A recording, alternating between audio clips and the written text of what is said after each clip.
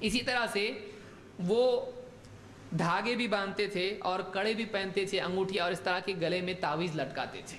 عرب کے لوگوں میں یہ بھی شرک تھا کہ ان چیزوں سے بھی ان کا اعتقاد تھا کہ اس سے بھی فائدہ نقصان ہوتا ہے، نظروں سے بچا جا سکتا ہے، نظر نہیں لگتی ہے، اور اس کی وجہ سے بلائیں ٹلتی ہیں، اور اس کی وجہ سے فائدے ہوتے ہیں، تعویذ وہ لٹکاتے تھے۔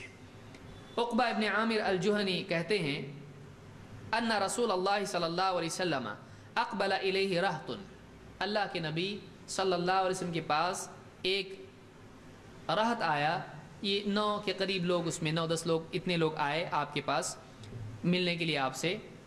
فبايع 9 وامسك عن واحد، کہ آپ نے 9 سے بیعت کی لیکن ایک کو چھوڑ دیا۔ اللہ کے نبی صلی اللہ علیہ وسلم جو آپ کے پاس آتے تھے ان سے بیعت کرتے تھے اسلام پر۔ آپ نبی تھے، نبی بیعت کر سکتا ہے، نبی بیعت کرتا ہے، اور اسی طرح سے مسلمانوں کا خلیفہ بیعت کرتا ہے۔ پیر صاحب کی بیعت اسلام میں ہے نہیں ہے، اسی لیے ابو بکر صدیق بیعت کرتے تھے، آؤ تم میرے پاس بھی تھوڑا آؤ، نہیں کرتے تھے وہ۔ حضرت عمر بیعت کرتے تھے نہیں، جب وہ خلیفہ بنے تب انہوں نے بیعت کی۔ جب ابو بکر صدیق نے بیعت کی تو اس وقت حضرت عمر نے بیعت نہیں کی تھی۔ سمجھ میں آ رہی بات؟ یعنی خلیفہ بننے کے بعد وہ بیعت کرتے تھے، یہ نہیں کہ ہر گھر میں لوگ اپنے اپنے جو بھی ہے پیر بنا کے اس سے بیعت کر رہے، یہ نقشبندی ہے، یہ قادری ہے، سروردی ہے، چشتی ہے، فلانی ہے، اس طرح کی کوئی بیعت وہاں پر ہوتی تھی نہیں۔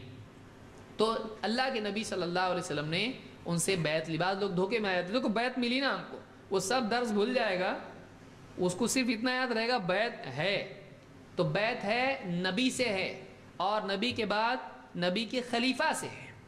یہ نہیں کہ کوئی بھی اپنی چوائس کا آدمی دیکھ کے اس سے بیعت کرے، تو سب سے اچھا پھر اپنے باپ سے کرنا چاہیے، سب کچھ کھلا پلا کے بڑا اس نے کیا ہے، کرتے باپ سے بیعت نہیں کرتے، تو کس سے بیعت کریں گے؟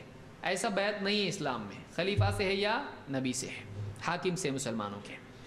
فبايع 9 وامسك عن واحد، آپ نے 9 سے بیعت کی، ایک سے بیعت نہیں کی۔ فقالوا یا رسول اللہ بایعت 9 وترکت هذا، لوگوں نے کہا اللہ کے رسول آپ نے 9 سے بیعت کی، ان کو کیوں چھوڑا آپ نے؟ ان کو چھوڑ دیا آپ نے، ان سے بیعت آپ نے نہیں کی۔ قال ان علیہ تمیمہ، آپ نے پر تمیمہ لٹکا ہوا ہے، بیعت نہیں۔ اس کے گلے میں کیا ہے؟ تمیمہ ہے، تعویذ اس کو بولتے ہیں ہمارے یہاں پر، وہاں اس کو کیا کہتے ہیں؟ تمیمہ۔ تممہ سے تتمیم یعنی پورا کرنا، کمپلیٹ کرنا، یہ پہنے تو کام تمام، تو تمام سے تمیمہ ہے، سمجھ میں آ رہا ہے؟ تمام، تو ویسے اسلام کا کام تمام ہو جاتا ہے اس کا، وہ سمجھتے تھے کیا ہے، اس سے اپنے کام تمام ہو جاتے ہیں، یعنی کام پورا ہوگا۔ آج بھی ملتی نا انگوٹیاں، تمیمے اور کیا دھاگے ڈورے، جو تمنا ہے پوری ہوگی، پوری ہوگی، تمام کمپلیٹ پورا ہوگا، کام پورا ہوگا، لو پہنو۔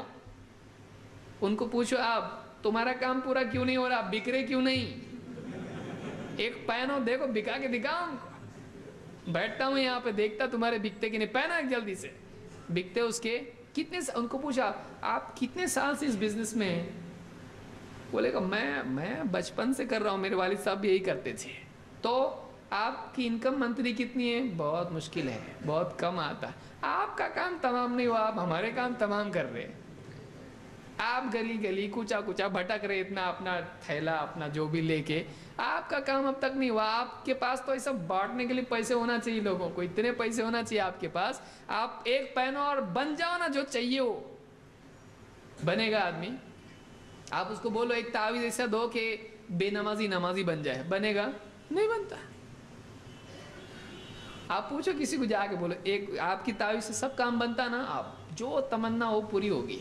بولو ایسا تعویذ آپ کے پاس ہے کہ یہ جو مسجد کے اطراف بستی میں لوگ بیٹھے ہوئے ہیں، بے نمازی لوگ، حکے پیتے باتیں کرتے ادھر ادھر کی، ان کو ایک ایک جا کے فری میں اپن پہنائیں گے، میں پیسے دیتا آپ کو، یہ نمازی بنیں گے؟ وہ بھی سوچے گا یہ تو بڑا گمبھیر مسئلہ ہے، آج تک کسی نے پوچھا ہی نہیں، خود میں پوچھا ایک کو، تو بولتا ہے ان کو سمجھانا پڑے گا۔ اچھا ان کو سمجھانا پڑے گا، اور باقی جس کا جواب نہیں چل رہا ہے، اس کا باس اس سے ناراض ہے، اس کو سمجھانا نہیں پڑے گا، اس کو پہناتے سمجھ جائے گا، یعنی اس کو پہنانے سے باس سمجھ رہا، باس میرے سے ناراض ہے، بھی عورت بول رہی میرا شوہر بہت ناراض ہے، مجھ سے سنتا نہیں میری بات کو، پہنو یہ تمہارا کام بن جائے گا، شوہر راضی ہو جائے گا، یعنی اس کو پہنانے سے اس کا دل صحیح ہو رہا، اور ایک بے نمازی کو خود کو پہنانے سے اس کا دل صحیح نہیں ہوتا، کون سا تعویذ ہے یہ؟ کہاں کا لائے آپ اس طرح کی انگوٹھی اور اس طرح کی چیزیں؟ سب جھوٹی باتیں، دھوکے ہیں یہ۔ لوگوں کے اندر ہوتا ہے کہ ہم کو یہ چاہیے، اس چاہیے کا فائدہ اٹھا کے کوئی بھی آدمی ان کو بیوقوف بنا کے چلا جاتا ہے۔ ایسا معاملہ مسلمانوں کے ساتھ ہوتا ہے۔ تو آپ نے کہا کہ ان علیہ تمیمہ، اس پر تمیمہ ہے، اس سے بیعت نہیں کرتا میں۔ فادخل یدہ فقطعها فبايعه، ہاتھ ڈالا اور وہ تمیمہ توڑ دیا، نکال دیا، اور اس کو ڈالنے کے بعد میں پھر آپ نے بیعت کی۔ وقال من علق تمیمۃ فقد اشرک، آپ نے فرمایا جس نے تمیمہ لٹکایا اس نے شرک کیا۔ تمیمہ لٹکانا کیا ہے؟ شرک ہے۔ تو وہ لوگ کیا کرتے تھے؟ تمیمہ لٹکایا کرتے تھے۔ امام احمد اور حاکم نے اس کو روایت کیا اور یہ صحیح روایت ہے۔ عبداللہ ابن حبیرہ کہتے ہیں ان علی ابن ابی طالب کان یقول، علی ابن ابی طالب رضی اللہ عنہ کہتے تھے تعلیق التمائم شعبۃ من شعب الجاہلیہ، تمیمہ لٹکانا جاہلیت ہی کے شعبوں میں سے ایک شعبہ ہے۔ جاہلیت کی حرکتوں میں سے ایک حرکت ہے کیا کرنا؟ تمیمہ لٹکانا۔ تو یہ جاہلیت میں تمیمہ بھی لوگ لٹکایا کرتے تھے۔ آج بھی مسلمانوں کے گلے میں آپ کو تمیمہ، بہت سارے مسلمانوں کے گلے میں تمیمہ دکھائی دے گا۔ ایک تمیمہ کھول کے ایک صاحب لائے، بتا دیکھو ایک فلاں کے پاس ملا، دکان میں لگا ہوا تھا، نہ اس نے زندگی میں کبھی غور سے پڑھا اس کو، نہ کسی اور نے، اس پہ لکھا ہوا یا فرعون یا ابلیس اور کیا نہیں لکھا ہوا اس کے اوپر۔ تعویذ کھولیں گے فرعون کو پکار رہا ہو، یا عزازیل اور یا ابلیس اور یا فلان حامان، اس کے اوپر اللہ کے دشمنوں کو پکار رہا ہو، وہ بھی تعویذ ڈالا ہے اس کے گلے میں ڈال رہے ہیں، اس کی دکان میں فریم کر کے لگایا ہوا ہے۔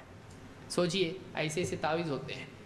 تعویذ کھولنے کے بعد معلوم پڑتا ہے اس میں کتنی کرامتیں اس کے اندر ہے، کیا کیا لکھا ہوا ہوتا ہے، اور کچھ کھول کے دیکھے تو کچھ بھی نہیں رہتا۔ ارے اس کے پاس ٹائم کی طرح لکھنے کے لیے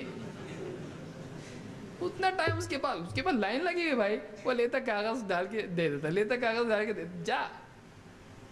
لوگوں کو جیسے پلاسیبو ہوتا ہے، ڈاکٹر بھی دیتے ہیں نا بعض اوقات، کوئی پیشنٹ اس کو ایسا ہوتا ہے مجھ کو دوا دو، اس کو دوا نہیں دیے تو اس کو لگتا ہے جب تک دوا نہیں دیں گے میں اچھا نہیں ہوں گا۔ ڈاکٹر بولتا ہے اب اس کو کون سی دوا دینا، اس کو 0 دوا دیتے ہیں، اس کو وہ گولی ہوتی ہے لیکن وہ کچھ بھی نہیں ہوتی ہے، تو اس کو دیتے ہیں دوا، اس کو لگتا ہے ہاں ابھی کیسا لگ رہا، بہت اچھا لگ رہا، بہت بھاری دوا ہے، اس کو پلاسیبو بولتے ہیں۔ ایسی دوا جو دوا نہیں ہے، وہ جسم کے لیے نہیں ہے، اس کی عقل کے لیے دوا ہے، وہ دلاسے کے لیے کہ میں نے دوا کھایا۔ کچھ لوگوں کو ایسا لگتا ہے جب تک دوا کھایا نہیں اچھا نہیں ہوتا میں، ان کے لیے ایسی 0 پاور کی دوا ہوتی ہے ایک دم، اس کا کچھ بھی اثر نہیں ہوتا ہے، اس کا صرف اتنا اثر ہوتا ہے، مینٹل اثر ہوتا ہے اس کا، دوا میں نے کھایا۔ تو اس طرح کا کاغذ باندھ کے دے دیتے ہیں اس کو، کچھ بھی نہیں ہوتا اس کے اندر۔ تو یہ تمیمہ ہوتا ہے، یہ جاہلیت کے شعبوں میں سے شعبہ ہے اور جاہلیت کے اعمال میں سے ایک عمل ہے۔ اسی طرح سے وہ لوگ انسان تو انسان، جانوروں کے بھی گلے میں تعویذ ڈالتے تھے۔ مثال کے طور پر ابو بشیر الانصاری کہتے ہیں انہ کان مع رسول اللہ صلی اللہ علیہ وسلم فی بعض اسفارہ، وہ ایک سفر میں اللہ کے نبی صلی اللہ علیہ وسلم کے ساتھ تھے، والناس فی مبیتہم، اور لوگ اپنے اپنے خیمے میں اپنے اپنے رہنے کی رہائش کی جگہوں پر تھے۔ فارسل رسول اللہ صلی اللہ علیہ وسلم رسولا، تو آپ صلی اللہ علیہ وسلم نے اپنی طرف سے ایک میسنجر بھیجا، پیغام دینے والا بھیجا۔ رسول کہتے ہیں پیغام لے کر جانے والے کو۔ کیا پیغام دے کے بھیجا؟ آپ نے یہ حکم سب میں بھیجا، پیغام بھیجا، اللہ یبقین فی رقبۃ بعیر قلادہ، کہ کسی بھی اونٹ کے گلے میں کوئی ہار نہیں ہونا چاہیے، من وترن، کوئی وتر ایسا دھاگے والا کچھ چیز ہونا نہیں چاہیے، او قلادہ الا قطعت، اگر ہے کاٹ ڈالو اس کو، یعنی اونٹ کو نہیں، وہ دھاگا کاٹ ڈالو۔ جس اونٹ کے گلے میں کوئی دھاگا ہے وتر، کاٹ ڈالو اس کو۔ کیوں؟ اس لیے کہ یہ اس طرح کے دھاگے ہوتے تھے وہ نظر سے بچنے کے لیے ان کے گلوں میں اونٹوں کے ڈالتے تھے۔ امام النووی کہتے ہیں قال ابو عبید کانوا یقلدون الابل الاوتار لئلا تصیبها العین، وہ اپنے اونٹوں کے گلے میں دھاگے اور رسیاں اور ڈورے ڈالتے تھے تاکہ اونٹ کو نظر نہ لگے۔ فامرهم النبی صلی اللہ علیہ وسلم بازالتها اعلاما لهم ان الاوتار لا ترد شیئا، تو اللہ کے نبی صلی اللہ علیہ وسلم نے ان کو وہ دھاگے کاٹ ڈالنے کے لیے کہا، اور تاکہ ان کو یہ بات معلوم ہو کہ ان دھاگوں سے کسی کا کوئی فائدہ نقصان نہیں ہوتا ہے، کوئی بلا ٹلتی نہیں ہے۔ آج آپ دیکھیے مسلمانوں میں سے کتنے ऊंटों के नहीं, इंसानों के बच्चों के गले में क्या मिलेगा आपको? बाबा का नाड़ा। कैसा? नारंगी और पीला रंग का, है ना, मिलेगा आपको। कुछ लोगों के हाथों में होता है धागा। क्या है ये? बोले ये धागा है, इससे बलाएं क्या होती हैं? टलती है। ये फलां दरगाह का नाड़ा है। तो ये इस तरह के गले में काला धागा कोई डालता है, क्यों? नजर नहीं लगना चाहिए। तो क्या होगा? ये धागा इतना पावरफुल है, नजर नहीं लगेगी, इससे क्यों नहीं लगेगी? काला, बाज लोग रबर का आता है हाथ में डालते हैं, पहनते हैं इस तरह से कि ये इससे नजर नहीं लगेगी। तो इस तरह के धागे डोरे वो लोग भी बांधते थे। वो आज मुसलमानों में है कि नहीं है? है, मुसलमानों में है। देखिए सारा उधर का इधर आ रहा, वहाँ की चीज़ें सब यहाँ पर मुसलमानों में आज हैं। तो इस तरह से वो अपने जानवरों के गले में डालते थे, धागे डालते थे, हार डालते थे इस तरह के बचने के लिए।